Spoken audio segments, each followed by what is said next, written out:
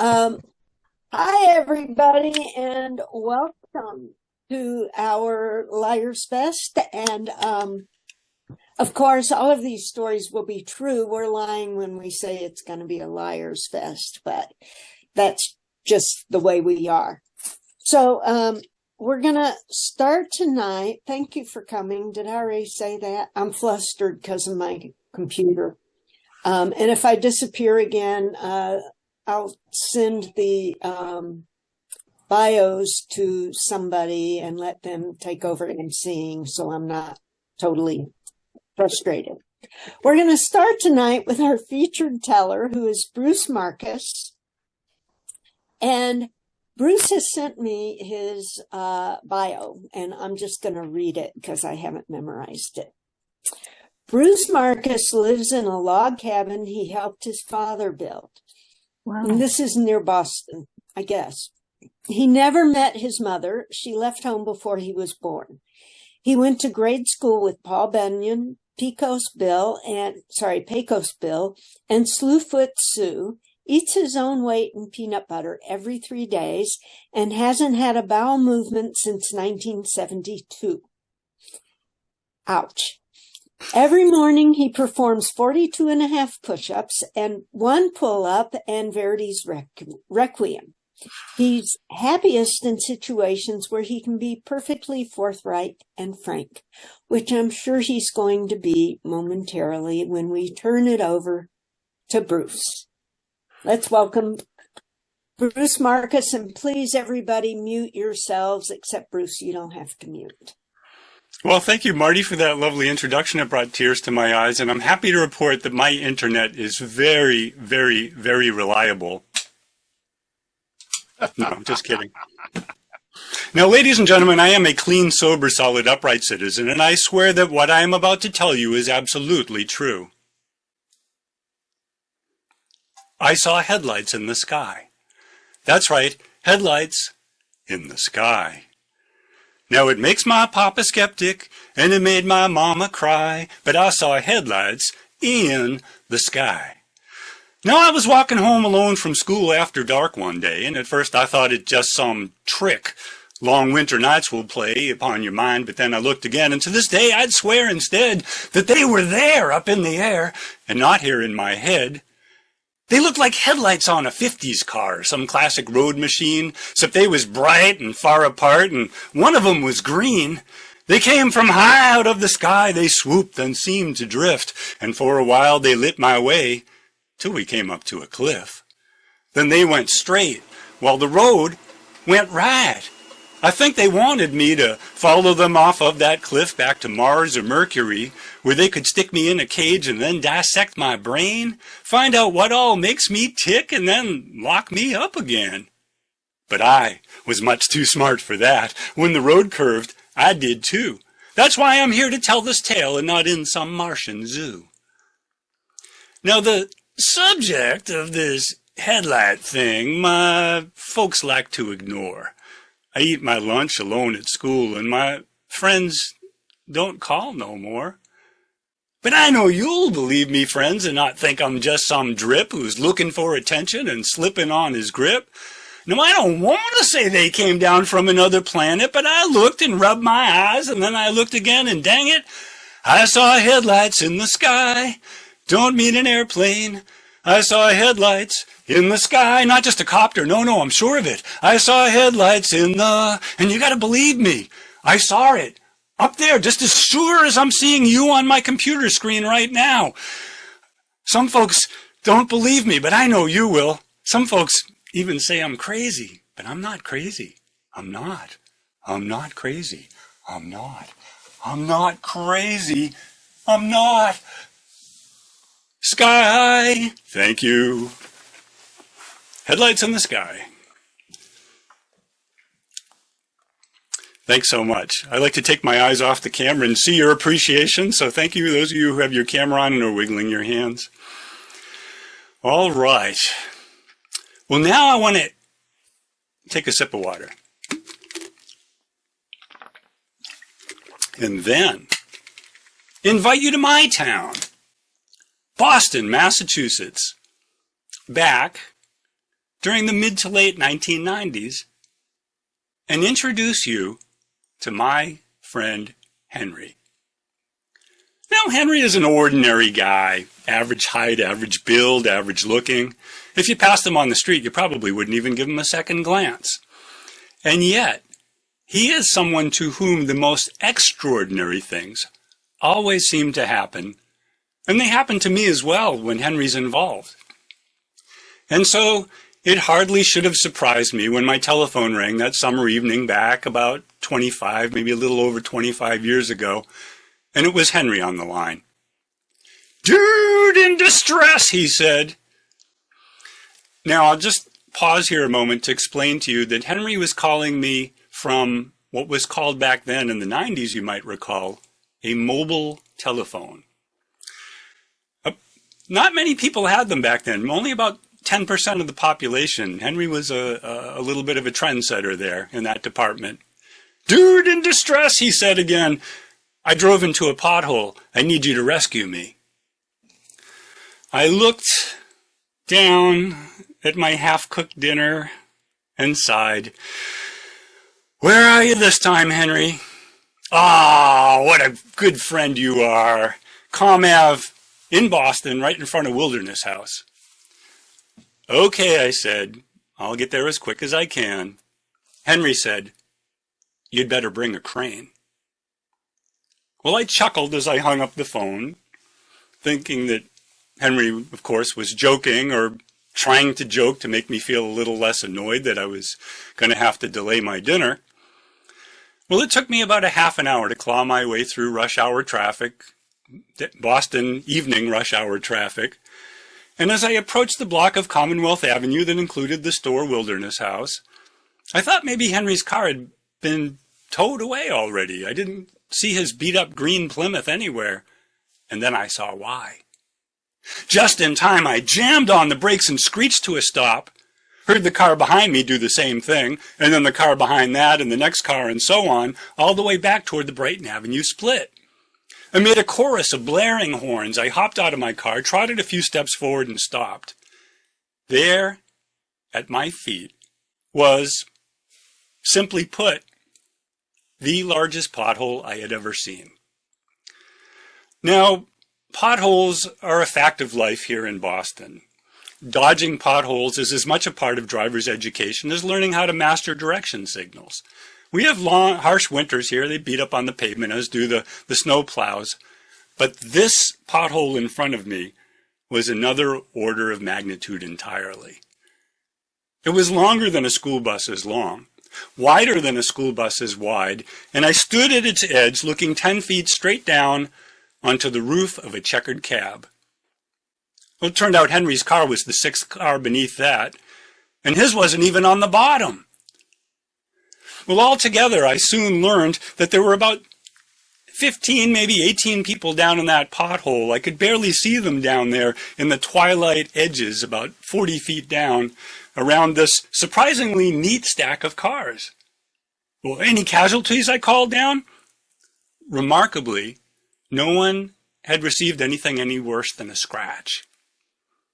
Well, one woman in an old Chevy wagon had been on her way home with pizzas for her large family, and another fellow who had an MG midget that was convertible that was at the very bottom of the pile was on his way to a friend's house to watch a Red Sox game with a couple of cases of beer. Well, when the others found out that there was pizza and beer, the party was pretty much in full swing by the time I arrived. Reassured that everybody was basically okay, somewhat freaked out, but basically okay, I went into Wilderness House, an outdoor enthusiast equipment shop, to see if I could find some equipment to drag these people out of the pothole. Well, I went up to there was this skinny kid behind the counter. He had a ponytail and a scraggly beard. Turned out he was a rock climbing enthusiast. So he gathered together some equipment, some ropes, a harness, some carabiners, and we went outside. And we decided that we would set up a top roping system anchored to the Denver boot that was affixed to the front wheel of a black BMW parked beside the pothole. Now, my apologies to any BMW drivers here tonight, but that happens to be one of my favorite details of the story. Well, after We had everything all set up. We threw the free end of the rope with the harness on it down inside the, well, lowered it down inside the hole, and I called, "Look out below!" Well, by now, most of the beer was drunk up, as were the people consuming it, and most of them weren't in too good a shape to climb out. But slowly, one by one, climb out they did, until finally Henry, smiling sheepishly, poked his head above street level, and the rescue effort was over. But not my story. As luck would have it, one of the people down inside that pothole was an attorney. And while awaiting rescue, she drafted up a proposal to the city of Boston, suggesting that they leave the cars down there in the pothole, reasoning that they were all damaged beyond salvage or repair, the cars that is, there wasn't that much beer.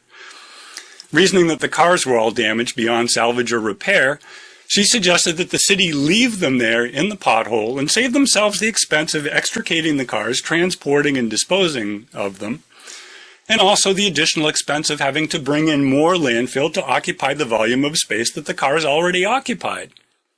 In this proposal, she said that anybody who signed it, anybody who was down there in the pothole, these about 10 drivers, handful of passengers, and one dazed pedestrian who was sprawled out on the hood of the checkered cab who stumbled in moments before my arrival, that none of them would bring suit to the city of Boston if and only if the city bought everyone there, driver, passenger, pedestrian alike, a brand new vehicle. Well, everybody that was there cheerfully signed the proposal. And within a few weeks, it was a done deal. The pothole was filled and paved over, and everyone had a brand new set of wheels. Well, Henry was thrilled. His beat-up old Plymouth, that thing probably was on its last legs. His one regret was that amid all the excitement of falling in the pothole and the beer and the pizza and getting rescued, he had left his mobile telephone on the passenger front seat of the car. By the time he thought of it, it was too late. The city wouldn't let anybody go back down in the pothole for anything, except maybe a person, if a person got left in there. Well, about a week after the pothole was covered up, I got a funny idea. I decided to call Henry's mobile phone, see if anybody answered. I dialed up the number, and it rang. And then someone picked up, but no one said anything right away. There was this kind of scuffling sound, and then this kind of funny erratic breathing. And then this voice came onto the phone. "Hello?" I said, "Hi, who's this?"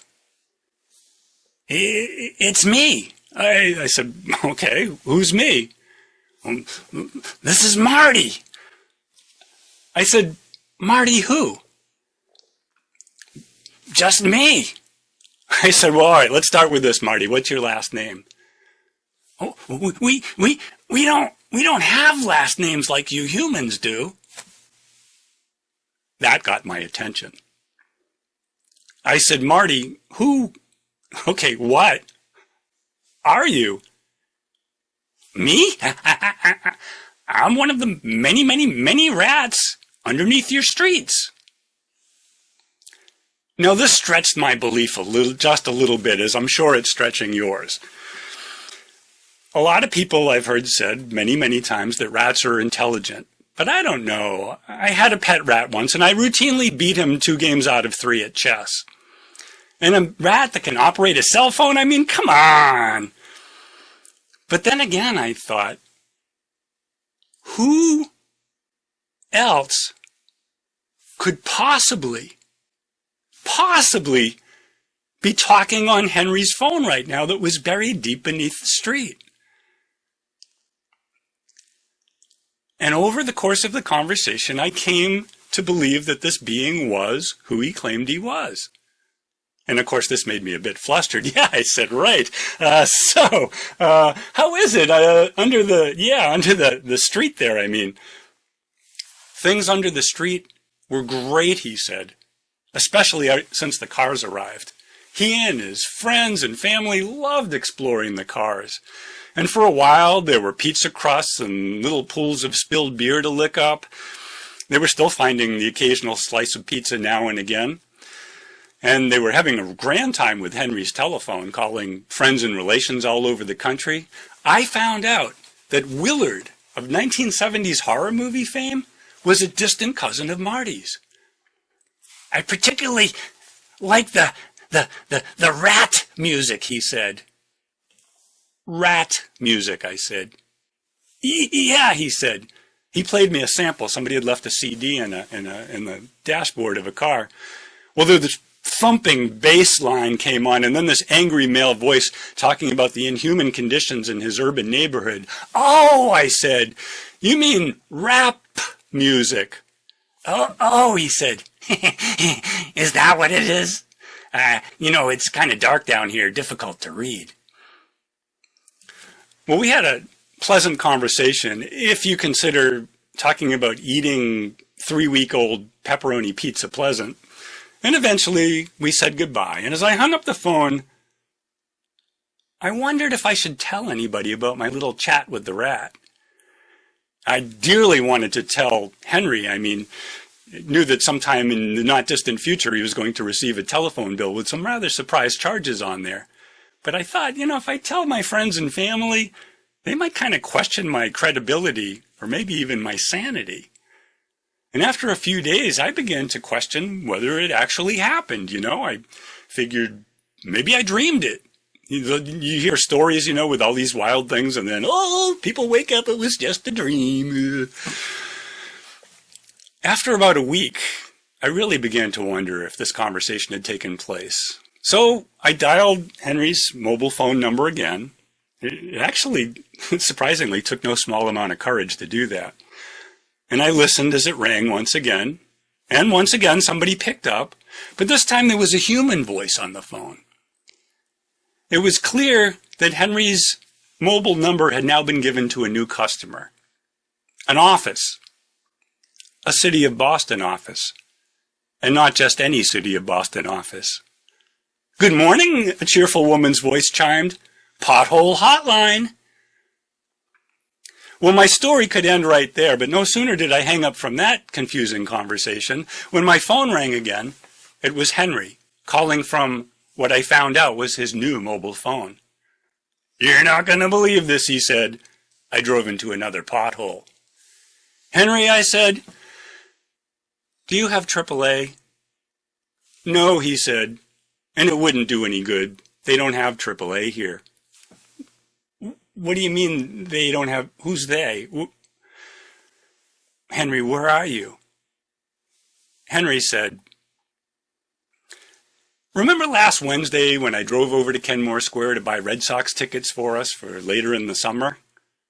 I drove into this pothole then. Henry, that was half a week ago. I know, he said. I've been falling ever since. I only just now landed. Henry, what are you talking about? Falling? That's impossible. Henry, where are you? Where in the world are you? There was a long pause on the other end of the phone, and then Henry drew a deep breath. He said, you remember when you were a kid and you'd go to the beach with your family, how when you were digging in the sand, one of the grown-ups would invariably say that if you dug and you dug and you dug long enough, eventually you'd reach, Henry, you're not going to tell me. That's right, he said. I'm calling you from China.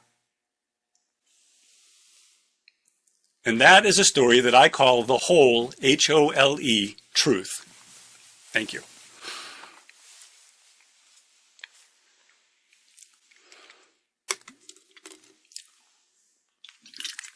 Cheers.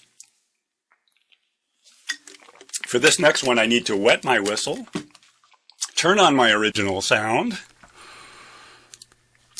and get up my cheat sheet because this is a song that I just wrote. I got this idea a few weeks ago, and I thought, you know what, this is going to fit into a Liars Fest great because it has an element of lying in it, a little bit of a different angle. And I made it a priority to finish this for you, Seattle folks, so I hope you enjoy it. And it goes something just exactly like this.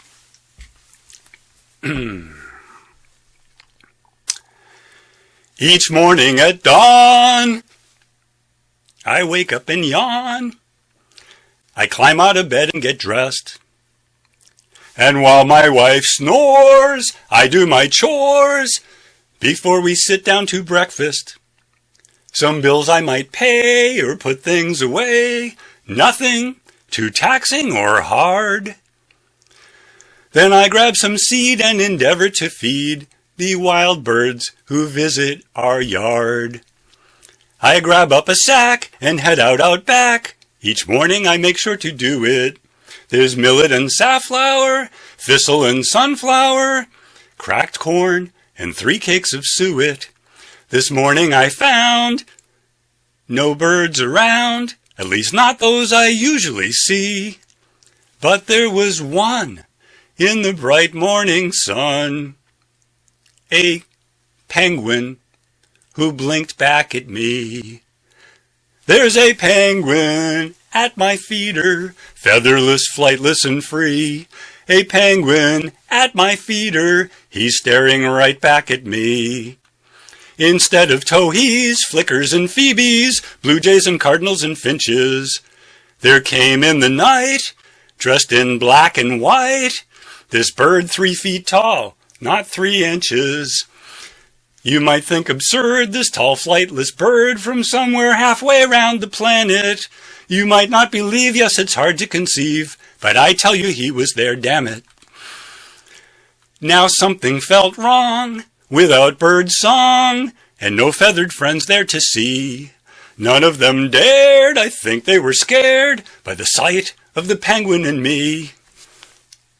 He stood quite still, so I hoped to still fill the suet cage feeder and dish. When clearing his throat, the penguin, he spoke. He said, "Mister, you got any fish?" There's a penguin at my feeder, featherless, flightless, and free. I see a penguin at my feeder, telling me he is hungry. I ran in the house where I found my spouse, cracking eggs into a pan. From the threshold I called, "Put that on hold, and come out with me if you can." There's this birdie, one we never see, out by the big pile of rocks. It's a surprise, you just won't believe your eyes. And no, you will not need your binocs. Breakfast can wait, so don't hesitate, or else you might miss this rare deal. So come have a look, and then you can cook our usual fine morning meal. I know that you like to see something new, and not just the usual fray. So put down them eggs, dear, and hurry them legs before it waddles away. There's a penguin at our feeder, featherless, flightless, and free. You'll see a penguin at our feeder. How'd he get there? Don't ask me. So she left the stove, and we dove through the doorway to outside. When she spied that bird, she could not say a word, but froze, and her bright eyes grew wide.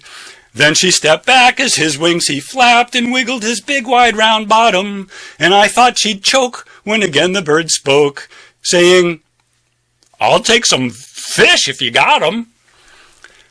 She ran inside, I thought to hide, but was wrong, 'twas to give him his wish, 'cause soon after that she came right back, carting thawed smelts on a dish. Then she placed it down on the ground, much to the penguin's delight. He bolted his meal with a slurp and a squeal, a startling and impressive sight. There's a penguin at our feeder, featherless, flightless, and free. We see a penguin at our feeder, gulping down fish noisily. After his snack, the penguin rocked back, looking quite sated and blessed. Sitting stock still, having eaten his fill, he now seemed contented to rest. Then the bird pooped, and his eyelids drooped, But rather than drifting to sleep, he said, "Draw near, and I'll explain why I'm here, and not hanging out on some ice sheet. Once at the North Pole, I fished an ice hole, and then settled down for a nice nap. But then in a muddle, I woke in a puddle that should have been froze like the ice cap. You humans seem set to torch the planet, but that will not get us too far. I'm here to ask that you please take to task to at least drive electric cars. There's a penguin at our feeder, featherless, flightless, and free. Wowee! A penguin at our feeder, lecturing ecology." Then, from a van, there stepped a man who waved to my missus and me. He said, "How do you do? I'm from the zoo, here to reclaim our escapee, who fled in the night, its gate not shut tight by a keeper both drunk and befuddled. The bird likes to roam, but is now going home. I hope that we've not caused you trouble." "Wait, I'm confused," I said. "This is all news. He told us he swam here by sea, from a North Pole melting out of control, and he's a climate refugee." "Ha! The North Pole! How very droll," the man said, and then gasped, "Oh dear." "Penguins, all kinds, who live in cold climes, all hail from the South Hemisphere." It's true. "There's a penguin at your feeder, feathered," actually, that's another common misconception, "feathered, but flightless and free. You see, the penguin at your feeder is just making up a story." He added with care, "That penguin there knows global ecology, sure does. But you'd be amazed, is zoo hatched and raised. And by the way, is not a he. She's a big goof who's stretching the truth, yes, lying to you and your wife. I fear that you are as far from the zoo as she's ever been in her life." "Well, now that you know," the bird said, "I'll go back to my pen at the zoo." I said, "Enjoy your enclosure, but get more exposure, and I promise we'll visit you.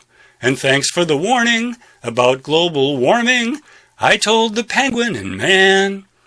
Then I said goodbye with a tear in my eye as she hopped up into the van. "There's a penguin at my feeder, featherless, flightless, and free. You see, a penguin at my feeder, staring hard right back at me, and doing so quite hungrily, then gulping down fish noisily, while lecturing ecology, and telling a made-up story. Is feathered, but not feathery. Turns out that he is a she, and not a climate refugee, but cares about the planet deeply, and left an impression on me." Each morning at dawn, I wake up and yawn. I climb out of bed and get dressed. And while my wife snores, I do my chores before we sit down to breakfast. But this morning I found no birds around, at least not those I usually see. But there was one in the bright morning sun, an emu who winked back at me. Ding!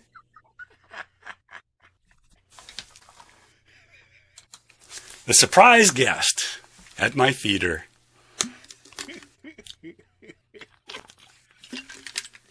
Bruce, is that your last story for the evening? I do have one more very short piece, actually. Okay, after you do that, I'll put up a slide about the story space and you can tell us a little bit about it. Oh, yeah. Okay, great. Okay, go ahead. All right. This piece was written in the 1800s by a fellow named Wallace Irwin, and that is the truth. I really wish I could say I wrote this piece myself, but I did not. I love rhyming pieces. I usually do my own material, but if I like something, really like something enough, I will endeavor to memorize something of somebody else's. This piece was originally published under the title of A Nautical Extravagance. No, it was later published under that title, A Nautical Extravagance. I'll tell you after I share the piece with you the original title, because I think it's rather clever, and you'll appreciate it better once you've heard the piece. A Nautical Extravagance by Wallace Irwin.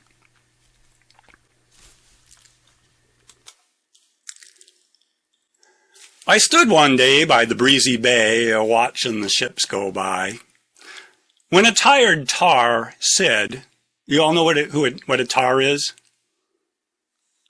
I see some nods, some shake. If there's one person who doesn't know, I need to. A tar is an old school term for a British sailor.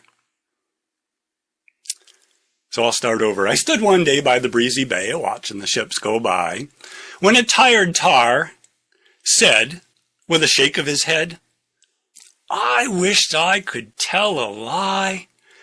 I've seen some sights as would jigger your lights, and they've jiggered me own in sooth. But I ain't worth a darn at spinning a yarn what wanders away from the truth.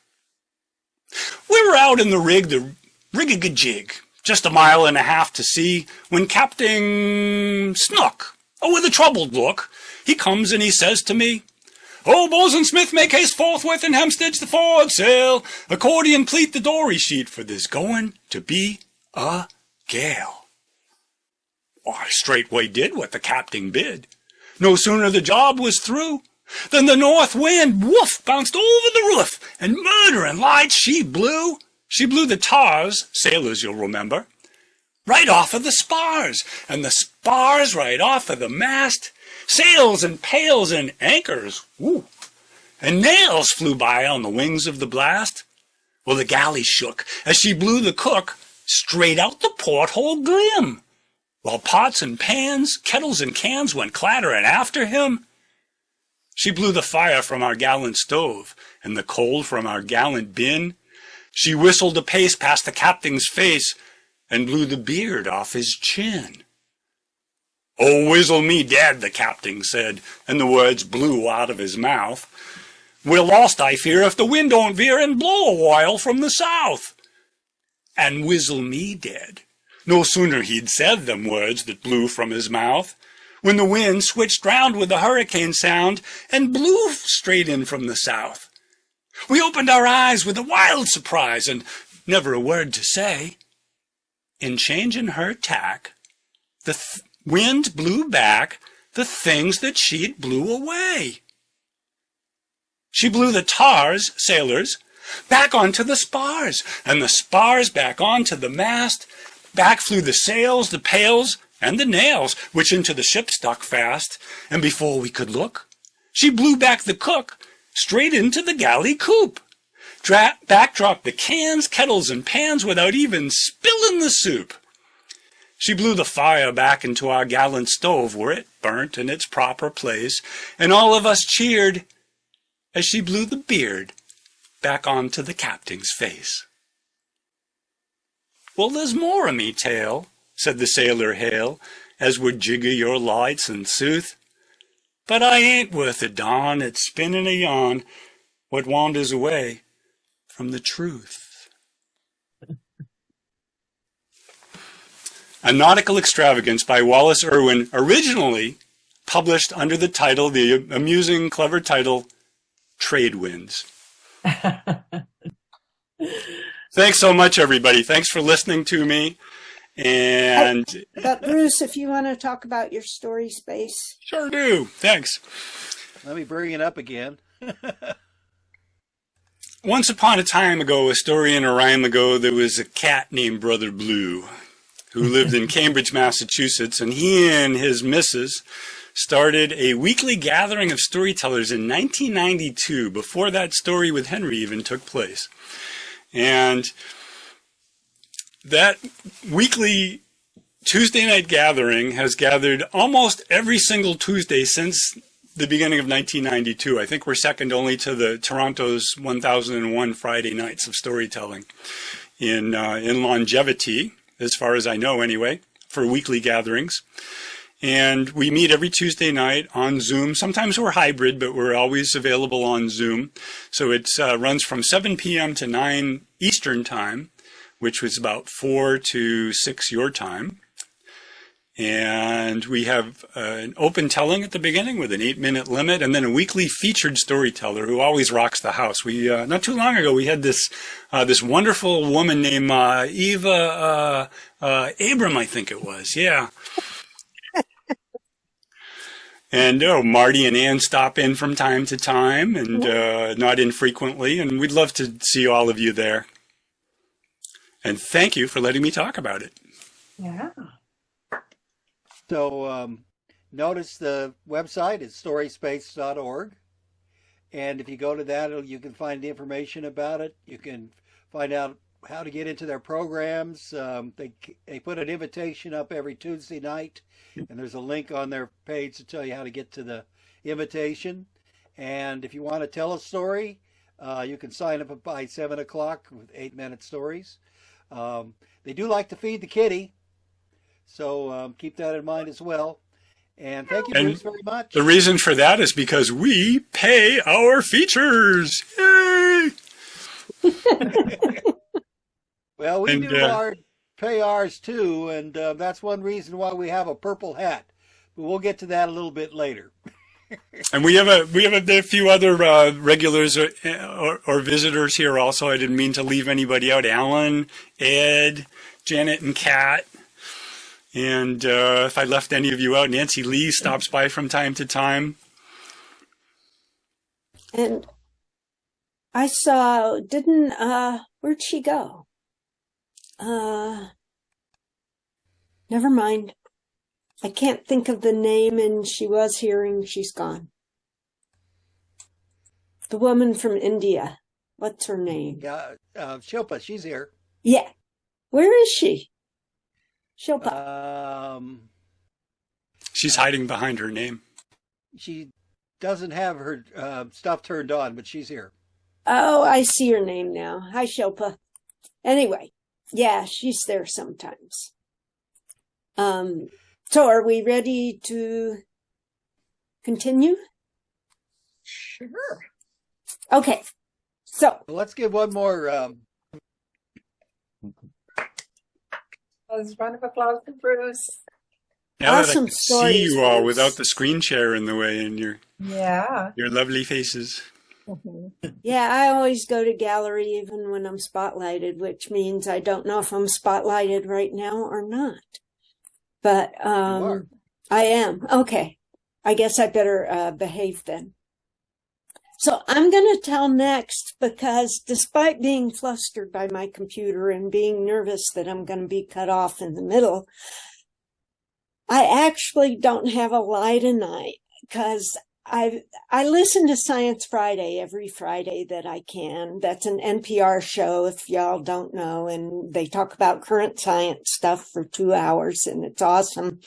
And I was listening to an old podcast that some of you may have heard about this, but it just got me so excited and blown away that I decided I got to share it. I had a music practice today, and I shared it with them. I was at the ceramics studio, and I shared it with all my ceramics friends because it's just an amazing discovery. Off the coast of Africa, there were these scientists studying porpoises and other marine mammals. But at this time, they were mostly looking at porpoises. And they noticed there were these porpoises hanging out in the porpoise pod that looked a bit different from the other porpoises. And they weren't sure what they were. They were kind of smaller than normal ones. And there were some babies that were feeding off the usual porpoises, but they were obviously different from the usual ones. So they were kind of confused about what kind of critters these were. So they did some fecal samples and discovered they were actually hybrids between porpoises and dolphins. And in studying them further, they kept watching them, of course. And they realized that they ate pretty much everything, whatever they could find.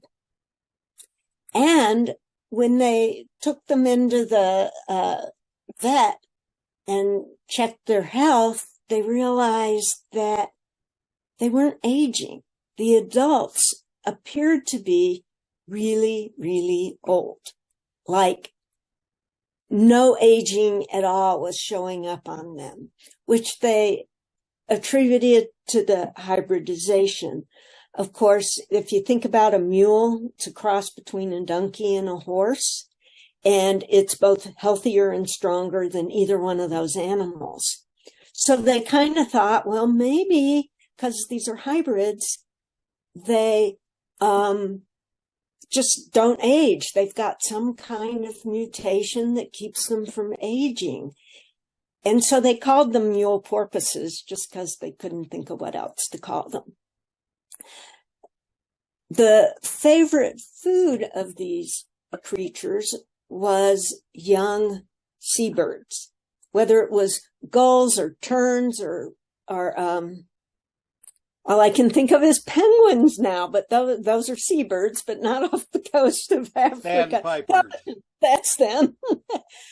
Whatever they were, they would fledge, get in the water, and those mule porpoises would grab them and eat them up, which was decimating the population in that area. So the local ornithologists built an enclosure to protect the birds. And it worked for a while. The mule porpoises couldn't get at the birds, and the fledglings were able to grow to adulthood, most of them. But then there was this group of mule porpoise fans who would steal the baby birds and feed them to the porpoises, to the mules. So the ornithologists worked really hard to try to keep them from being stolen. So they tried electrifying the fence, which of course didn't work because of the water. They tried razor wire on top of the fence, but that was dangerous to the birds, so they quit doing that. And, it's off the coast of Africa, so they decided they would just put some lions inside the enclosure and hope that that would keep the people who were stealing the baby birds from stealing the birds, which worked for a while again. But then those people figured out they could lace some meat, raw meat, with a sedative, give it to the lions. The lions would fall asleep. They would climb over them, get the birds, and give them to the mule porpoises. This happened several times, and the ornithologists finally put up cameras and saw that there were 5 people who were going and stealing the birds, knocking the lions out, stealing the birds, taking them off to the mule porpoises. So one night they did a sting operation, and they got some game wardens staked out in the enclosure, safe, of course, from the lions, and waited until the 5 people went in, drugged the lions, started taking the birds. They had to catch them in the act, of course. Waited until they captured the birds, then arrested all 5 and booked them with transporting young gulls across prostrate lions for immortal porpoises.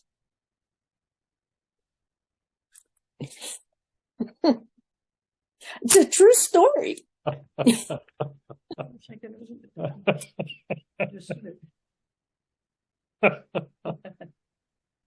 Okay, thank you.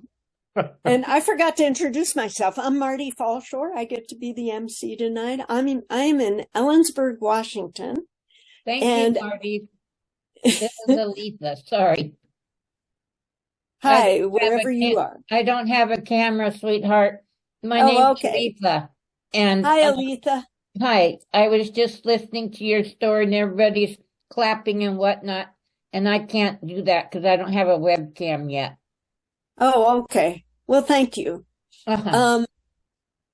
I have to say thanks to Zoom for allowing me to do this, because I tried to get a group together in Ellensburg and it just didn't happen. So I'm going to move us on, though. Our next teller is Alan Cantor, coming to us from Toronto, Canada.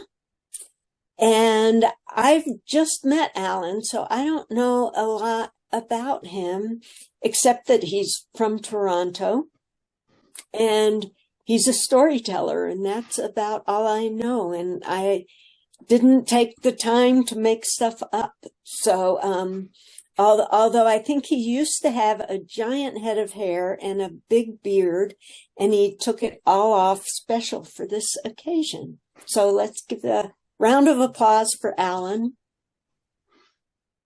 You can hear me okay?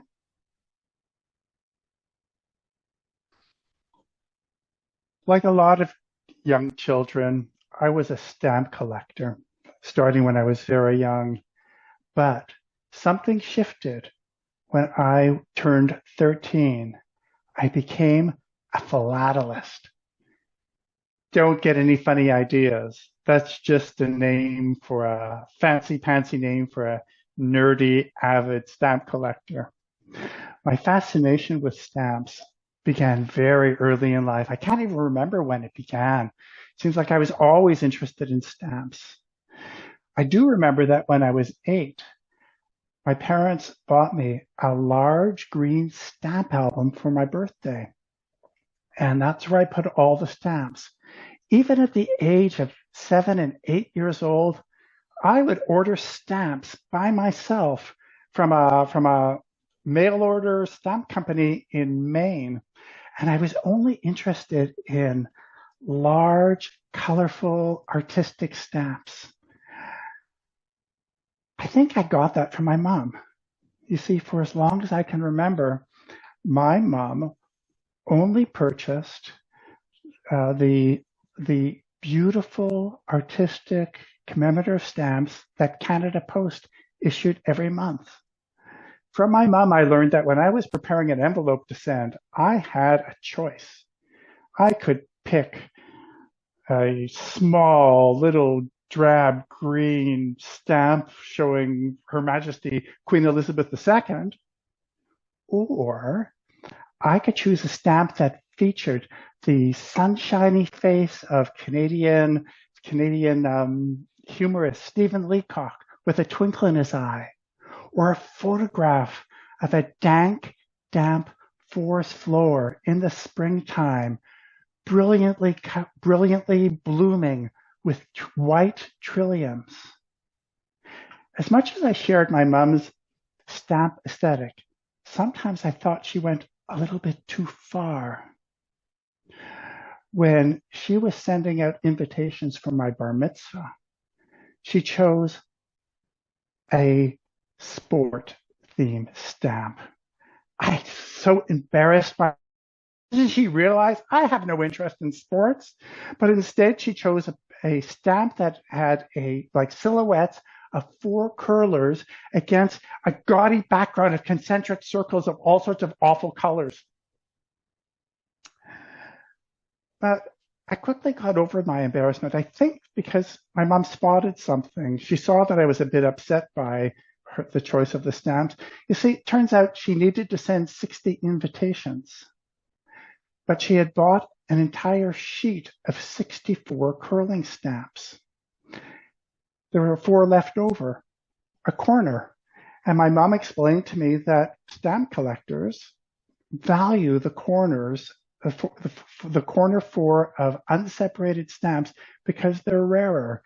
And when I learned that, I decided to stop ordering stamps from the United States. And instead, I vowed that each month I would go to the post office and buy a corner block of 4 of every new Canadian commemorative stamps. And that's what I did for years. And when I got them, I'd bring them home and I would put them in the big green stamp album that my parents bought me for my 8th birthday.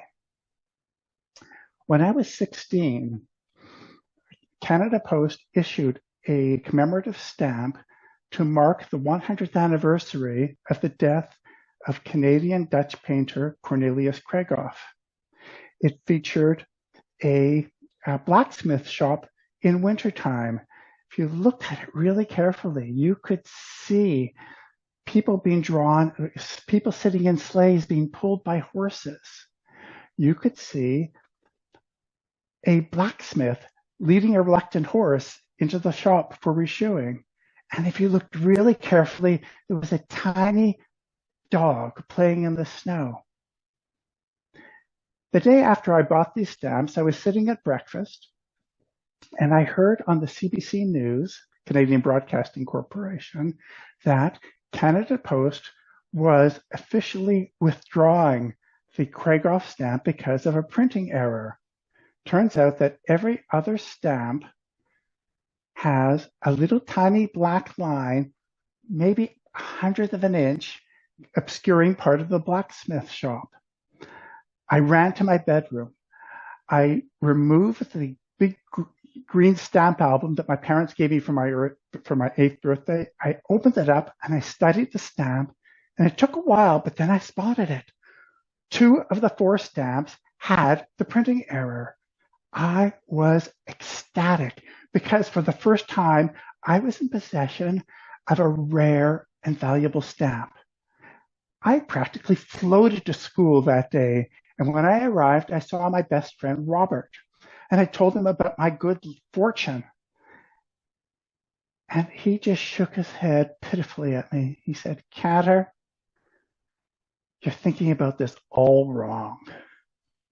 Yeah, you've got some valuable stamps, but you've only got 4 of them. But I've got a great idea. Why don't you and I get together, see if we can find an entire sheet of 64 of the commemorative stamp. Now that will be worth something." I agreed that would be a really great idea. So Robert and I ran to the school office. We elbowed our way past the other students. Robert somehow convinced the bored-looking secretary that he needed to make a very urgent call to his dad. And he called his dad, who worked across the street from the main post office, and he asked his dad if he might be able to find an entire sheet of the stamp for us. The next day, Robert arrived at school, smiling broadly, holding aloft the entire sheet of 64 of the Cornelius Kregoff commemorative stamp. We were now speculators in the high-stakes game of stamp investment. And so we decided this would be a good reason to cut class. We retired to the cafeteria, and we sat across from one another at one of the many faux wood formica tables to discuss business. The first order of business was introduced by Robert. He said, "You know, Alan, my dad has generously fronted our investment to the tune of $5.12, and we really need to repay him." I reluctantly reached into my wallet, counted out $2.56, which was like 3 weeks' allowance, and I handed it over to Robert. Then we had a discussion about what we were going to do with the stamps. Were we going to just sell them now or hold them? You know, Robert and I were in the same math class, and we were learning about exponential growth. And so we decided that these stamps would increase in value exponentially, so we'd better hold them. The final piece of business that we needed to discuss was which one of us was going to be entrusted to safeguard these stamps for a year, 3 years, 40 years? We didn't even know, but we just sat across from each other silently, eyeing each other suspiciously. Finally, we agreed that the only fair thing to do would be to tear the sheet in half. I would get the top 32 stamps. Robert would get the bottom 32 stamps. When I got home, I took my stamps and I put them in a clean manila envelope, and I placed them between the pages of my big green stamp album for safekeeping. 2 years later, I was 18. I was off to university. I had stopped collecting stamps about a year before. But each time I would come home to visit my parents, I would go into my bedroom, close the door, remove the big green stamp album that my parents gave me for my 8th birthday from the shelf, crack open the pages, open the manila envelope, and marvel at my mint condition commemorative stamps. I was too busy in my young life to think about selling them now, but I knew that one day my day would come. 25 years later, I hadn't thought about those stamps in 15, 20 years. I was visiting my parents. We were sitting in the kitchen having a cup of tea. My parents told me that they were going to downsize from their home into a condo and suggested that if there was anything from my childhood, any memorabilia that I wanted, that this would be a good time to take it. I immediately thought of those stamps. I ran to my old bedroom. My big green stamp album was still exactly where I'd left it. I took it off the bookshelf. I cracked open the pages. The manila envelope was gone. With each frenzied step back to the kitchen, I regressed in age one further year until when I arrived in the kitchen facing my parents, I was now an 8-year-old on the verge of a temper tantrum. Where are my stamps? And of course, my parents looked at me with confusion and quite a bit of concern. And after a few minutes, it became clear that although they remembered vaguely that I had been a stamp collector when I was a child, they knew nothing about manila envelopes or valuable stamps. And then I thought, I left those stamps unattended for like 20 years or longer. And so if they're missing, I have to take some responsibility for that. And then I never thought about the stamps again until 15 years later. My dad had died a couple of years before. My mother was nearly 90, and I was visiting her in her condo. And I walked by her office and spied on her desk a package about the size and shape of a folded sweater. Out of curiosity, I went to see what it was.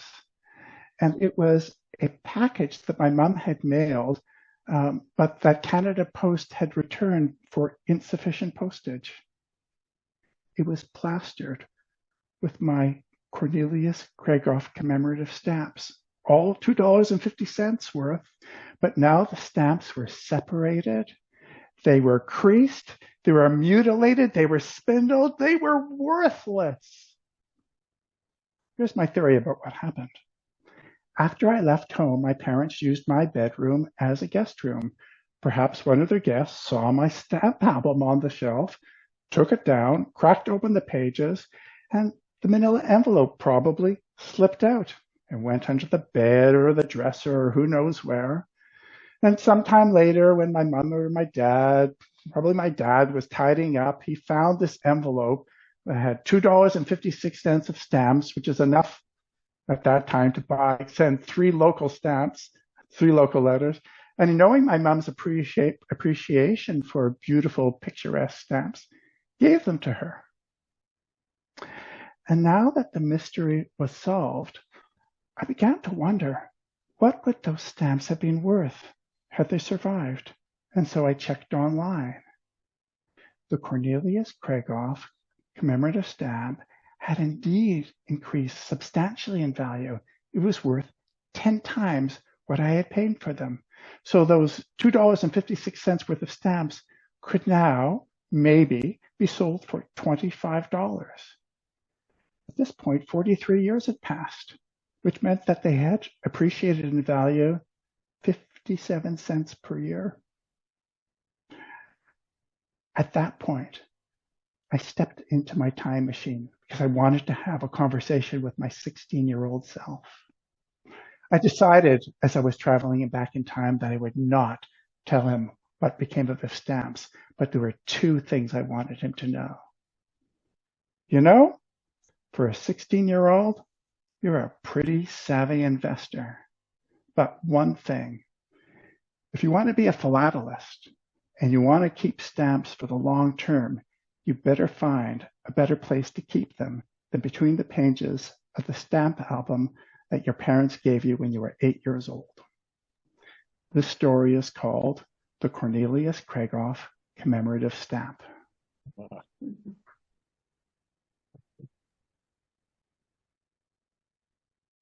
Thank you, Alan. That was great. And just think of what it would be worth now, depending upon what they charge you in Canada to send a letter. And I hope you can stay awake for the rest of this. I will do my best. Yeah, you too, Bruce. I would be going to bed. Yeah, that's right. Bruce is way over there too, but I think Yes, Bruce is and used to it. Yeah, but I'm here in the east on the west coast, and I'm falling asleep. So I got up. No I lie, took- 5 o'clock in the morning my time today. I took a nap before this. So our next teller is Ed Lewis. Is Ed going to come up, Barry? Anyway, Ed says he is a storytelling groupie that shares stories and loves listening to other storytellers wherever he can. And that's the truth. I know that about Ed. His tale tonight reflects memories of where his mother was born. So let's hear it silently for Ed. All right. So for this story, I want all of you to unmute yourself because you're going to have some parts here. So feel free to unmute yourself and participate as you see fit. Just ignore the jackhammer in the background, okay? Oh, wait, hang on. Let me turn off this fan.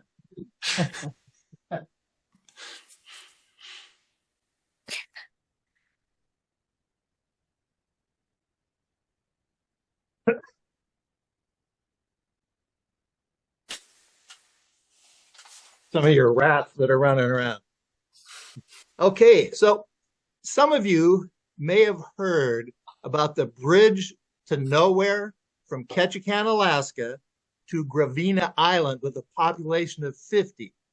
It was proposed by Alaskan Senator Ted Stevens in 2004, and it was supported by then presidential candidate Sarah Palin. Well, it was soon found out that this is just another pork barrel project, and it was defunded in 2006, along with lots of other pork barrel scandals. But the story I'm going to tell you about is 1919, when my mother was born on Gravina Island. There was a population of 100. Now, her family had emigrated from Denmark, across Canada, to Gravina Island. And my grandfather was a boat builder and this amazing mechanic. And the 100 people that lived there were fishermen and their families. They fished for salmon on the beautiful Pacific coast in Alaska, and it was just unbelievable on that inland passageway. Well, they when they had free time, they would sit around and tell stories around a campfire. And my mother had her favorite story that she used to tell me. So I've created my own version of that. So what I'd like you to do is just kind of kick back, kind of feel like you're at a campfire. Maybe you're roasting some marshmallows and you're mellowed out and you're kicking back and you're just listening to stories swapping by everyone like we're listening tonight. So there once was a family of bears that lived in this lavish castle on Gravina Island. Every morning, they would go down for their favorite breakfast made by their French chef. It was organic kale porridge. Oh, it was so delicious. And Papa Bear took his first bite of organic kale porridge, and he spit it on the ground and he said, "Hey, this porridge is way too hot. It's hotter than my favorite hot pepper sandwiches." And then Mama Bear took a bite of her organic kale sausage and she spit that out too. And she said, "This is colder than the ice cubes that I put from the glacier in my pina coladas that I eat every night." And of course, Baby Bear, was way too cold, right? And what was it? It was Just too right. cold. Now, Baby Bear took his porridge, his organic kale porridge, and he just scarfed that down because it was Just Yeah, right. That's right. just right. That's right. Well, Papa Bear, of course, fired the French chef. And then he got everyone together and said, "We need to go to our happy place in the forest and exercise this trauma that we've just been through." And so they went out their front door. But Mama Bear said, "Hey, did you hear the news last night?" No. Well, she escaped. Lox Goldie, she escaped from the maximum security prison at the north of the island. And she's one of the biggest thieves around. We shouldn't leave our castle. We got to lock it up really good. Papa Bear, I have put 3 deadbolts on the door. She can't get in. We're okay. Let's go to our happy place. So they headed out. And what they didn't know was that Lox Goldie was sitting in their golden chariot in the front yard. And when she heard them leave, she opened that chariot door and she walked up to the front door. Karate chop, she kicked that door in, no problem. She went to that. She was pretty hungry after, escaping and wandering through the forest from the northern part of the island to the southern part all night. She was very hungry. So she sat down in Papa Bear's chair and she took a bite of that organic kale porridge, and she spit it out because it was Too too hot. That's it. You're right. It was too hot. So she took a bite of that Mama Bear's organic kale porridge, and Too she cold. spit that out because it was Too too cold. cold. Now, there wasn't any more porridge for the Baby Bear had eaten all the porridge. But she's a very clever person. She took that nice hot porridge and she took that nice cold porridge and she mixed them together, the sweet and the spicy, and it was Just right. just right. And she scarfed that on down. Then she went about her thieving ways. She got her bag and she got all the kale in it, all the oats. She got all the silverware, and she took them out to her U-Haul trailer that she'd stolen the night before. She got the chairs, all the furniture. She got the paintings of Monet and Picasso, and she shoved them into that U-Haul trailer. And and then she was tired. It was a long night. She'd eaten a lot. She'd worked out here. So she went upstairs and she lay down on Papa Bear's bed. But of course, that bed was too hard. it was way too hard. There's no way she could sleep in that. She lay down on Mama Bear's bed and it was Too soft. yeah, it was way too soft. She sunk down in and she could hardly get up. So she went to Baby Bear's bed and lay down and it was Just right. just right. And let me tell you, she was asleep. Well, the 3 bears came back right after that. She was asleep. And when they got close to the castle door, they heard this loud snoring. And they looked at the door with the hinges broken off. And they knew exactly what had happened. So they got in their golden chariot and they headed out. And they headed all the way down the Trans-Alaskan Highway through Canada down to Seattle. And they set up out of Seattle in Woodinville. They set up this organic kale farm. It was quite successful. And some of you may, I've even been out there. I'm sure Barry has. He's not that far from it.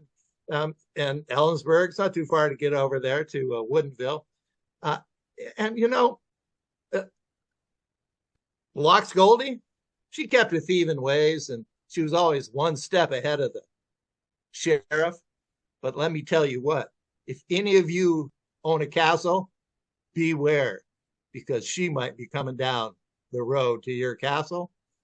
And one other thing, if you like this story, I'd like you to create your own version of it. And just remember to send the royalty checks to me at 2021 Gravina Island, Alaska. Thank you.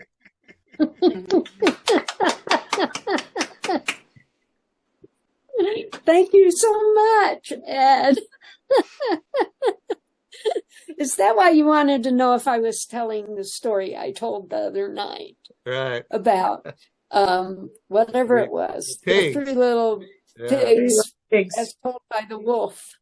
Right. It was great. Now I really got to get to Alaska. I can't believe I haven't been there yet. Our next teller is Jen Stone, and I've known Jen now through Zoom for a few years, I think, and we've met in person a couple of times. And she's just a wonderful storyteller, and she always tells the truth. I don't know why she's here tonight, but we'll see, since she always tells the truth. But tonight she says she's telling a story about a time when the world had gone mad, so it must be about something current going on, since we're kind of going mad now. So let's hear it for Jen Stone. Thank you for having me. You can all hear me okay, right? So yes, this is a tale about a time when the world was going mad. Remember the COVID pandemic? I know you do. I mean, COVID's still going on, but that was a pandemic. 6 feet, 6 feet, 6 feet. Mask, mask, mask. Hand sanitizer, hand sanitizer. Oh yeah, I know.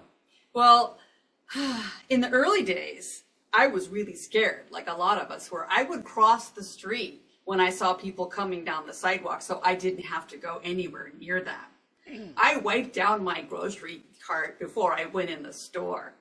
And I don't know what it was like for you, but for us, it wasn't just the toilet paper. It was the pasta too. I decided that I wanted some pasta, and I had gone to 3 grocery stores, and I was at the 4th, and I found pasta. I knew they had it because I could see it down the aisle. And I was about to go 6 feet apart when I saw somebody coming the other direction, opposite of that big red arrow one way in the grocery aisle. The nerve. He was a little weird though. He had like this medieval tunic on and a pirate hat and these patent leather shoes that went click, click, click as he walked.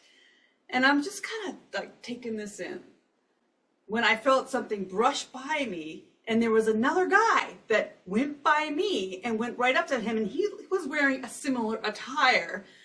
And they went up and they elbow bumped, and they're like, "Hey, how's it going?" And they're like, "Remembering the good old days." And one of them said, "This isolation, this is just impossible. I think people should express themselves, don't you?" And they're like, "Yeah." And they started to tap dance with those patent leather shoes. And they started to hum this song that was popular at the time. And it would go, it's by the Mountain Goats. And it goes, "I'm gonna make it through this year if it kills me." So they're tap dancing, and this woman behind me is like, "Is this a flash mob?" And this guy in the next aisle over, he's like, no, I don't think so. Because they joined arms. When they did that, they swirled around and their medieval cloaks opened, and you could see that they had guns. And that was a little weird. So now they're reminiscing, and they're like, "Remember when we did the backflip off the horse and it didn't really go so well? Ha ha ha. Yeah, remember when the feathers got all tangled up in the rapier?" When they said that, I realized that I had seen these guys before. I remembered them from a few years back at a medieval fair. And they indeed were professionals, and they did do backflips off of horses. And I remember another service they did, which is why I knew them. See, I was there as a vendor, and the night before I had been setting up my tent with this boyfriend at the time, who I must confess I had somewhat of a codependent relationship with. And it had taken me the whole summer to get up the nerve to tell him that I wish he would just brush his hair and act a little normal and not scare away my customers.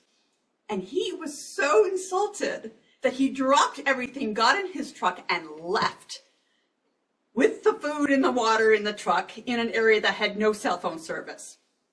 He was gone for 2 days. Other vendors were coming up and giving me bathroom breaks. So by the time he showed up, I had a plan.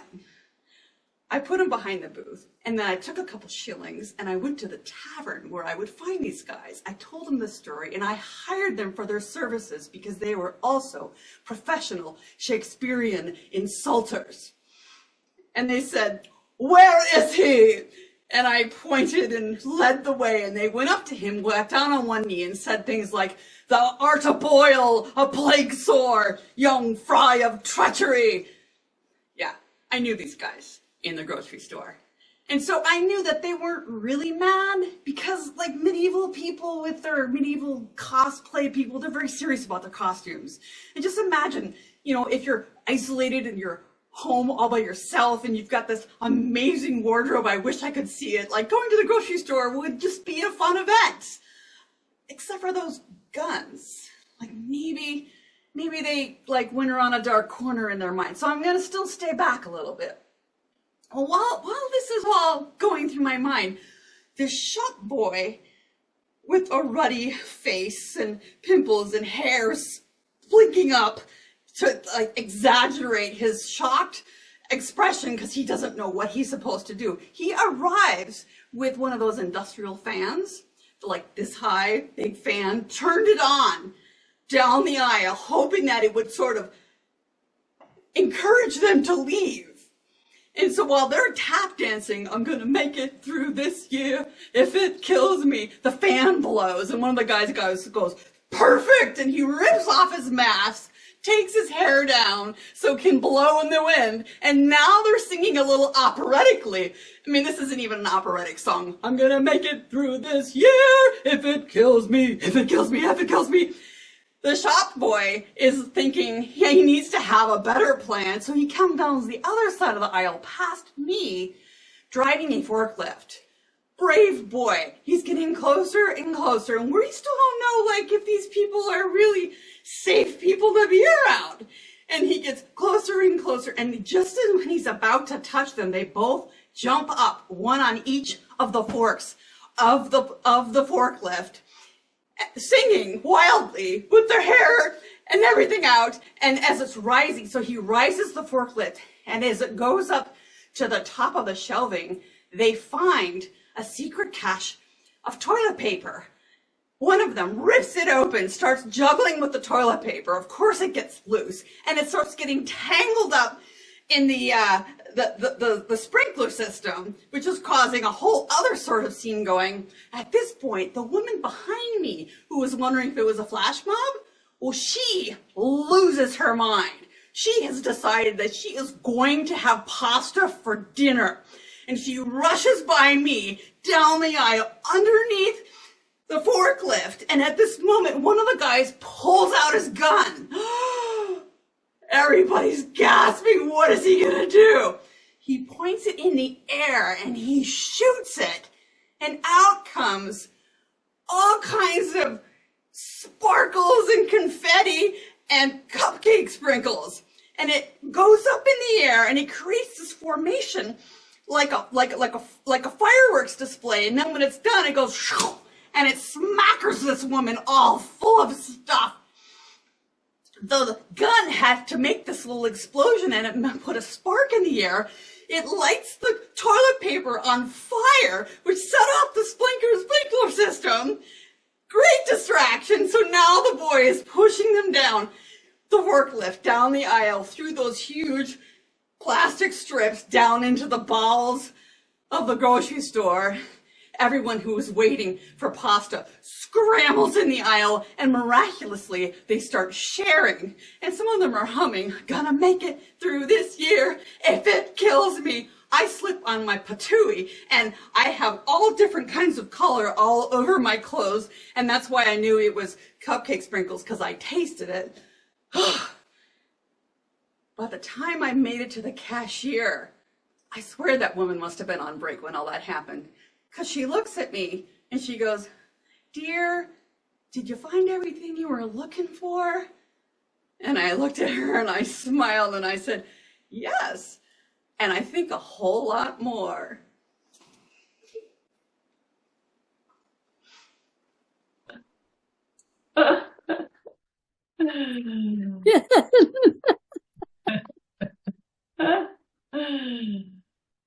Please.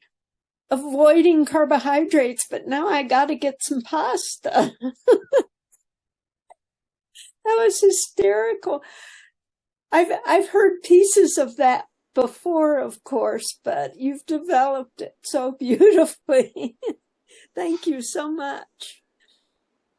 Okay, we have one more story tonight, and then we're going to make some announcements, or maybe Barry, we should make the announcements now. Unless Anne's fallen asleep. Quickly. Anne is, of course, sitting there anxiously wanting to tell her story, and we don't want you to leave just because we're doing the announcements and miss Anne's story. We'll let Anne tell her story, and then we'll do announcements. Just nobody leave. We won't let anybody leave until after the announcements. I'll allow that, provided they stick around for the purple hat announcement, right? Yeah, Anne? we gotta have that. Anyway, yeah, we're gonna ask for donations, of course, because we pay our featured teller, and of course we need to tell you about Bruce's workshop tomorrow. So please stay for that. And our last teller, last but not least, is Anne Brendler. And I've known Anne now for a few years too, thanks to Zoom. And it's been such an honor and fun. And we've gotten together now and then. And even though she's in Seattle and I'm way the heck over here in Ellensburg. And Anne says she rode into Storyville on her Champion Palomino years ago, named Pogo Stick? Popcorn! Sorry, I was going to name it Trigger, but Popcorn. Years ago, and began swapping tales at Corky's Saloon. Story fever being quite contagious, she learned to fib like the best of them. And here she is with a fib. Indeed, I have a fib. Well, sort of a fib. Kind of, sort of a fib. This is called Pogo Stick. And I sure hope there are enough people in the audience who may remember what a pogo stick was. They still make pogo sticks, and there are still people who use pogo sticks. Pogo sticks are a wonderful invention, a toy that consists of a pole with a handle at the top and a handle in the middle, a place for your feet near the bottom, and a spring underneath the place for your feet. So when you stand on a pogo stick and you hold on or not, depending how talented you are, you can jump all over the place. And this is what I loved to do.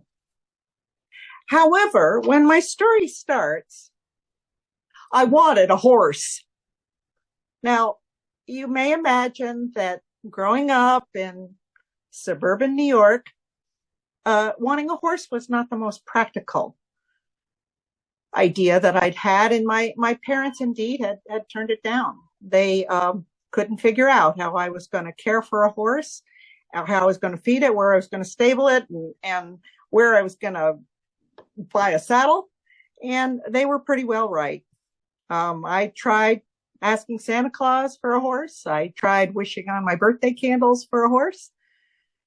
And I even tried asking the Easter Bunny for a horse.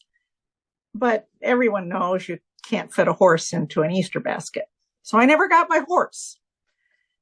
But I was determined I was going to ride into history. And what I rode on was my pogo stick. Now, the house that we lived in had a concrete front porch. And every day after school, I would be out there jumping on my pogo stick. I was determined to ride this horse to victory.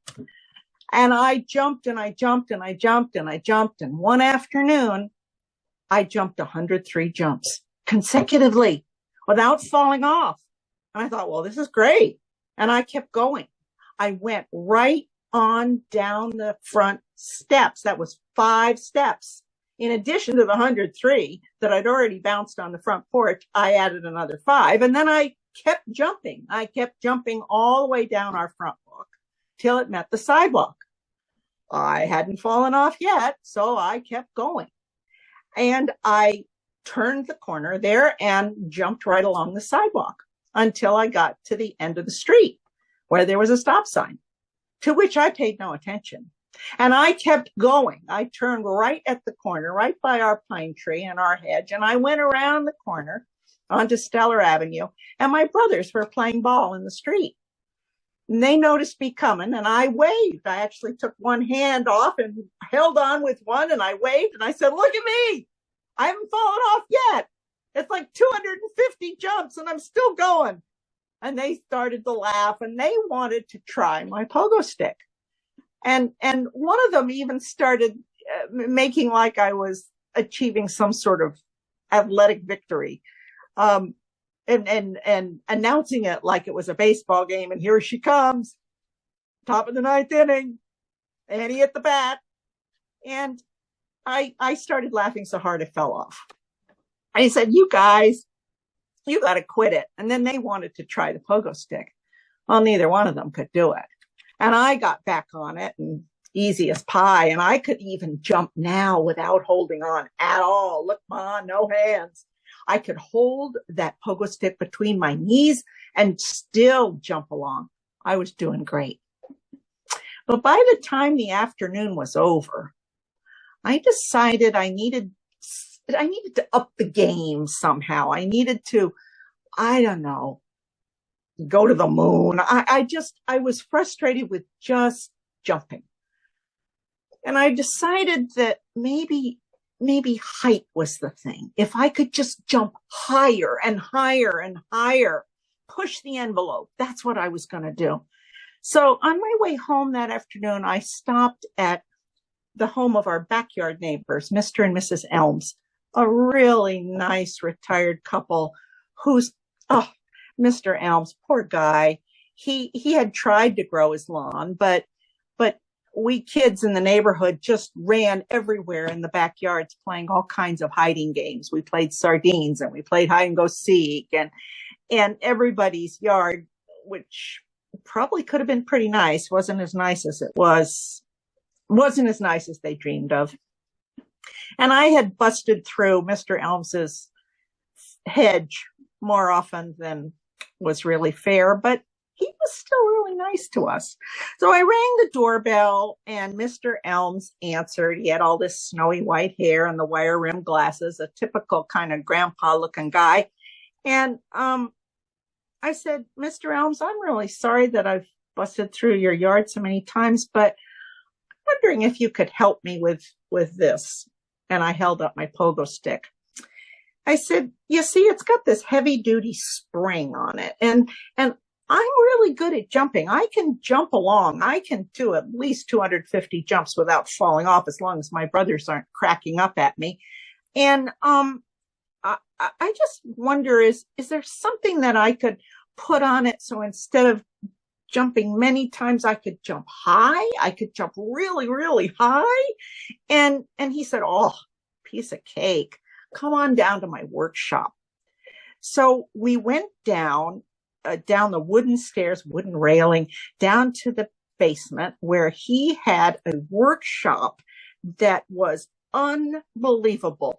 There were 3 walls of nothing but pegboard, and there were more wrenches and screwdrivers and hammers and saws and pliers and every kind of tool, clamps. And it was just mind-boggling. And I said, Mr. Elms, what do you do down here? And he said, well, I just really like to make things.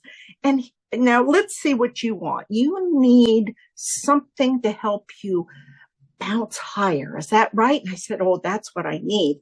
And so he went over to a part of the workshop where there were these little drawers and bins, and he had all kinds of nails and screws and clamps. And I tell you what, it was just amazing. And he opens this little drawer and pulls out something that looked to be the right size. It was about this big, but it wasn't a spring.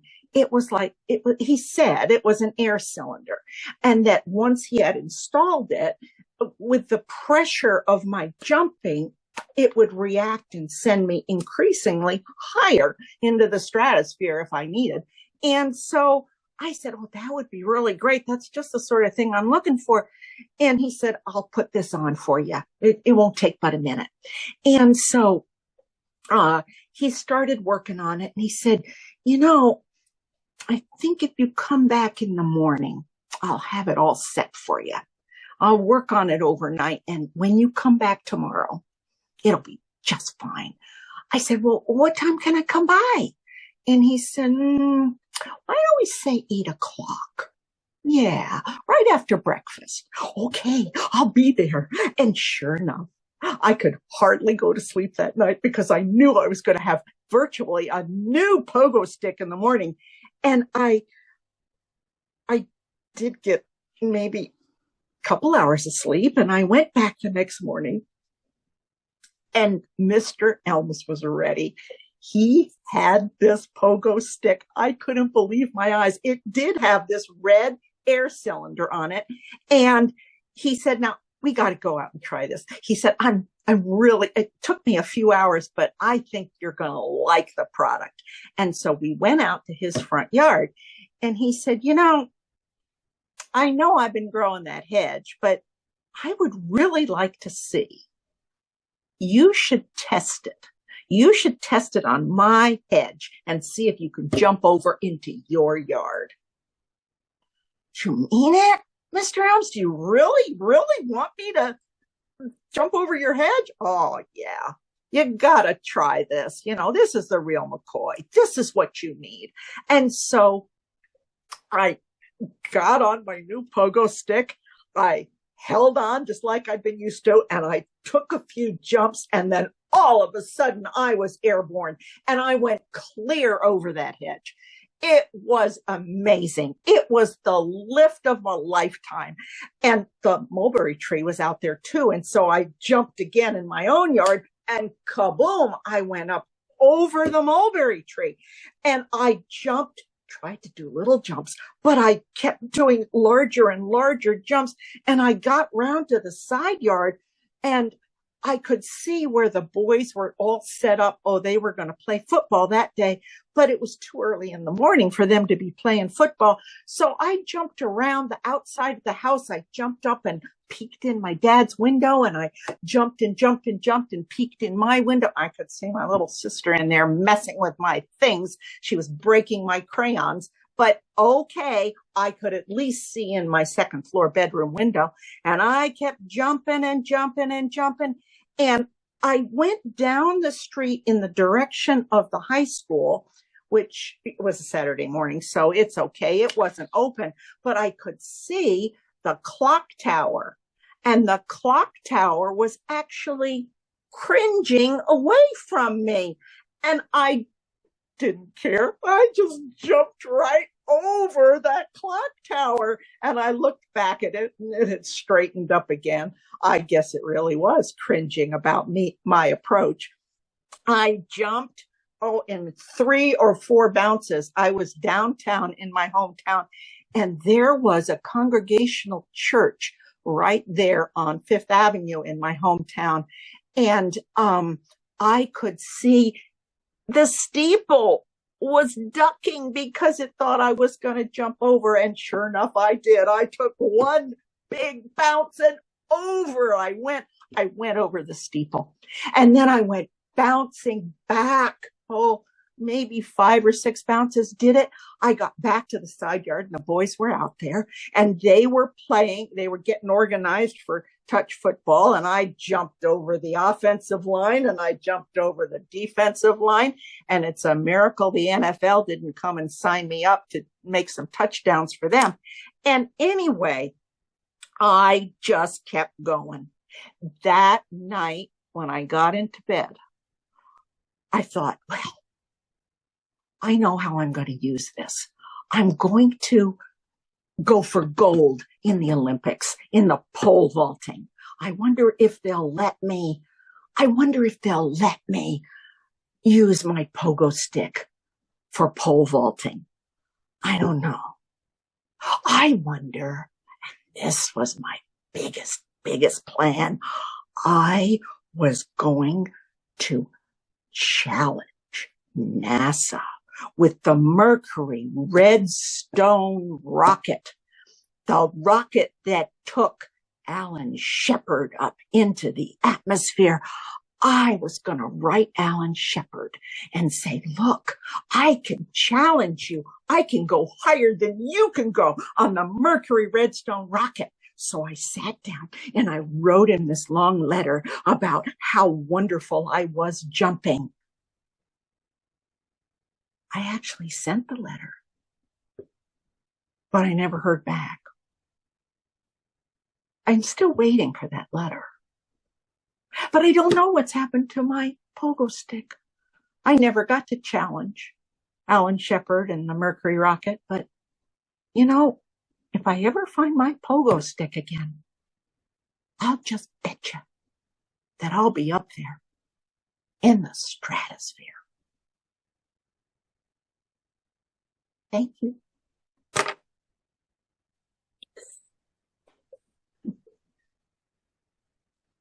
Way to bounce, Anne.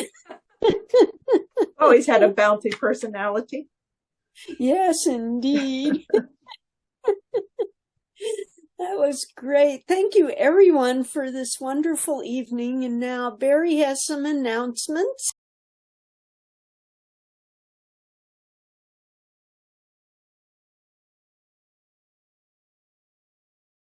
Purple hat. Now, we have a purple hat that we used to pass out at our live events on the table for people to make donations in. Well, nowadays, you know, it's kind of hard to pass around a purple hat on Zoom, but there it is. And we would appreciate your donations. $10 or more will help a lot. We have expenses every month with Zoom, and we do pay our tellers, our featured tellers. We pay them very well, and we do appreciate the donations you make. A lot of people have come to our programs all year and are yet to make a donation. You know, maybe if they think it's like TV, you know, you turn on the tube, you can watch the show. There's no, unless it's PBS, you know, there's no plea for funds, but you pay for that streaming network and stuff, and you pay for those other expenses. Well, we appreciate if you'd make donations to us. And the donation jar is on our website, seattlestorytellers.org. Larry does a good job on that website, and there's information about upcoming events, not just our events, but other Northwest storytelling things. And I even put a QR code on the screen there. If you were quick enough to pull your phone out, you could have used that to get to the website. But it's simply seattlestorytellers.org. And we are passing around our purple hat, as we always do, and this is our last Zoom event besides the workshop for this season until the fall. So we'll appreciate if you could think about if you've appreciated our stories over the past fall and winter and spring. If you'd make a little bit of a donation to us, it would really help a lot. We are getting some money and a grant from King County for Culture, but that money comes long after the events have taken place. And so while we are looking forward to that grant, we could really use your donations. You can use a credit card or a debit card. You can use PayPal, or you can mail a check. And the address is also there on the website. So do consider the purple hat as you think about our programs. Now, I will be putting together a recording of this, and probably early next week I'll get it up on our YouTube channel, and I will be sending everybody the link so that you'll be able to watch it again, or even just watch portions of it. Now, I'm just really impressed with Bruce, especially that penguin story. Now, that was no short story. The penguin might have been short, but boy, he just kept going on, and the poetry was just spectacular, Bruce. I'm really impressed. I like the stories of the headlights in the sky. Well, I was almost, thinking about the cowboys singing the song, headlights in the sky and stuff like that. I'm going to certainly not go to Boston because of those potholes, but I do appreciate especially your nautical story. It's kind of nice when the wind blows things back together, and I'm sure that somebody on Ellensburg right now is hoping the wind won't do that to her house. We do want to thank our other tellers. Marty, you always have that scientific information for us. You keep up with the farthest advances in biological science, and whether it's those little hills, the Mima Mounds, or whether it's the porpoises and those prostate lions. Thank you very much. Barry, you sure she wasn't lying? Oh, did you have to do that? Yeah, we knew that was. I don't Of course think I it did. was. Yeah, and when it comes to saving stamps, I'm really impressed. $25, that's really sad. But maybe they're worth more with the little postal mark on them. You might check into that. We also want to thank Ed for that story. 1919 was quite a year, especially on that island. And yeah. And Seattle had a bridge for a long time that went nowhere. But anyway, thank you again, Ed, for that. Jen, I worked at a grocery store for 37 years. And boy, the stories I could tell about what goes on in those aisles. But I think you beat the band on that one. And I tell you, the pasta aisle will never be the same.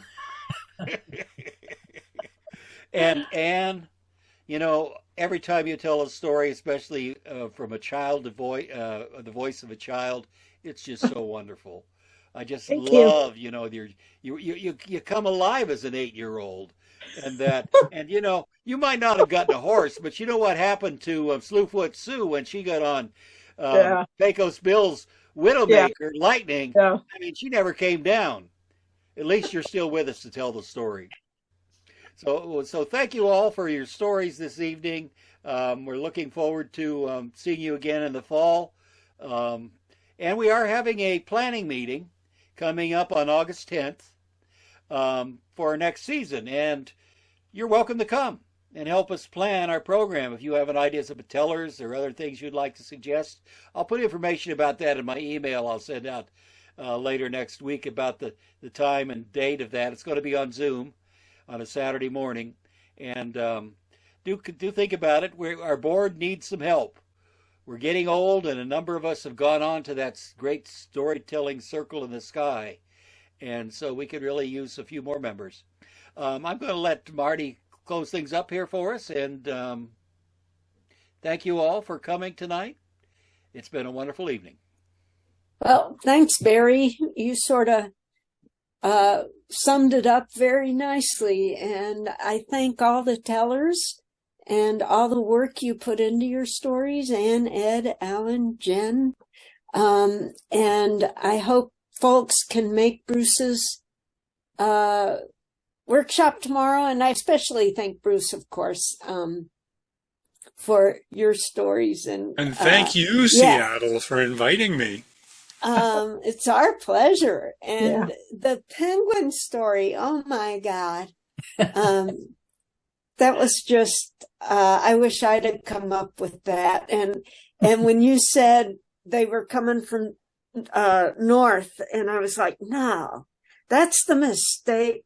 What's his name? Farside made. Did you know about that? What's his name? Gary Larson? Gary Larson, he had penguins and polar bears in the same cartoon. And he realized later that they wouldn't be together because polar bears are north and penguins are south. And anyway, that was hysterical. I did find out in one source, I have to dig a little deeper into it, but apparently there are some penguins in the northern hemisphere, but they're not cold climate penguins. That's right. They live around the Galapagos Islands, Yes. so they're right. Yes. Or Right. I think, Anne, you might want to tell a story about hybridization between penguins and polar bears. That's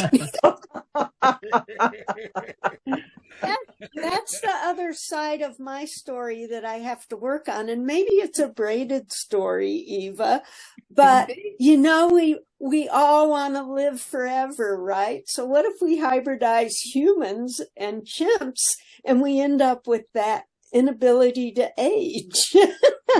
then we end up with politicians and Forever. Well, if anybody else wants to unmute and say something, feel free to.